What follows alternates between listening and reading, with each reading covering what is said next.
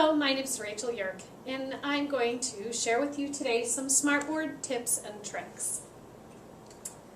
So I'm going to use the example of a genetics and heredity lesson that I've used in my 6th grade classroom to show you some of the top 5 things that I think you could incorporate into your lessons to make them just a little sharper. So the first tip that I have here is to pull information from an area off the page using pull tabs.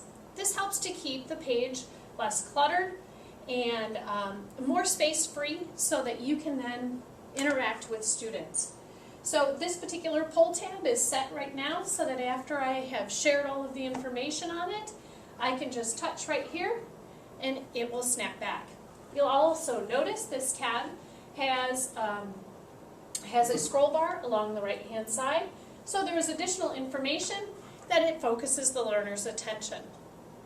As we go through, each tip and trick will be shared in the same way, and you'll see some of them do have that scroll bar depending on how much text they already have. So a pull tab that I have used to bring information from the page here is Gregor Mendel, a 19th century priest who experimented with thousands of pea plants to understand the process of heredity. In this particular situation, I have used his picture and I've used some information about him, but it's not information that the kids need to have right upon the page appearing. So let's talk about how you would do that. So in this page, you'll see that there's directions. If you want to find the pull tabs in your gallery, you simply touch the gallery open over here. You'll see that you could search for tabs up in the search box here, but I've also noted that they are under graphics in the lesson activity toolkit. If I open that one up, go to graphics and open graphics, you'll see there's a whole folder called pull tabs. And I could choose from those. The interactive ones, as the ones that I'm showing here, are all found here in various colors. They're interactive, they have the Macromedia Flash icon there, so I know that those are the ones that I would be looking for. So I've just pulled one out already here, and you touch the top right hand corner, and you can choose where you want the tab along the side to appear. Your choices are on the left, at the top, on the right, or in the bottom. You can change the label by entering text there. You can put on the page or on the tab either image or text. In this case, I will leave it at text.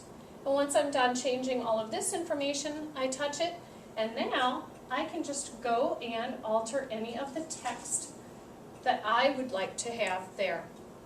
Once I've changed any of the text that I feel is important there, I'm going to put the tab off the page, leaving the page less cluttered, and I can bring it out as I would like. If once the tab is positioned exactly where I want it to be, if I touch this little pin here, it sets the tab to that place. And then if I'm working with students and I pull the tab out and I'm done sharing all the information with the class, I can simply touch the arrow and it snaps back into place. So that's tip and trick number 1. The next part of this lesson that I do on heredity is of talking about the experiments that Gregor Mendel did.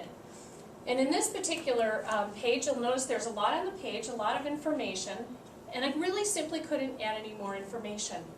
So the tip and trick that we're going to be talking about is adding sound to a page. So in this case, I have some students that need to hear things as well as see them, and so I've added sound. They think it's really great, and they will actually search a page to find where that is. So on this particular page, you'll see there's lots of information and diagram, but next to these specific definitions about the pistil and the stamen of the flower, you'll notice there's a little audio image here. If I touch that audio image, it will play.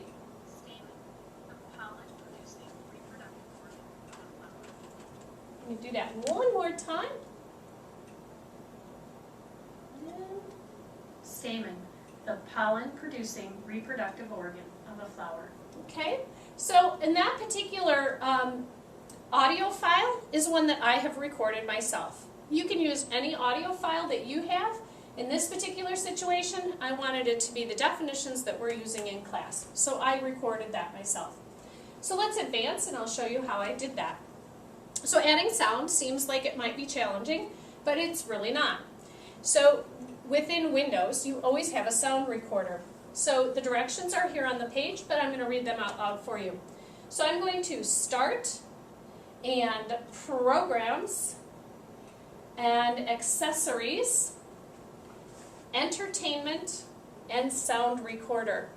When I do that, I will get a floating box called Sound Recorder. If I have a microphone attached, or if I have a microphone within a laptop or a computer already built in, all I have to do is touch to record. It will record the voice or the music or the sound effect or anything that I'd like to play. Hit stop. I can then play it and listen to it, and then I do a file save, and I put that on my desktop. Once I'm done, it's asking me if I want to save. Once I'm done, then I go to the particular image that I want to attach the sound to. So if I wanted to choose perhaps this image right here, go down to the drop-down menu, select sound. Once I've done this, I would browse to my computer for the sound that I have recorded. So I have just an audio file here. If I touch that audio file, it will open up and it will say this is the sound. You can play it if you want here. I go ahead and click OK. I can add it either to an icon or to the object so that when I touch the word sound, the sound appears. Or when I do the corner icon, it will have that little audio image for me to touch. Smart Notebook will automatically encode the sound to the format that it wants. All of that will happen for you, and it will let you know that your sound is already attached. Once you're all done, if we go back to my example page, it will look much like this. This sound has been attached to the word, so that when I touch right here, it gives me the audio sound that I have selected. So that's a second trick or tip for you to make your notebook lessons better.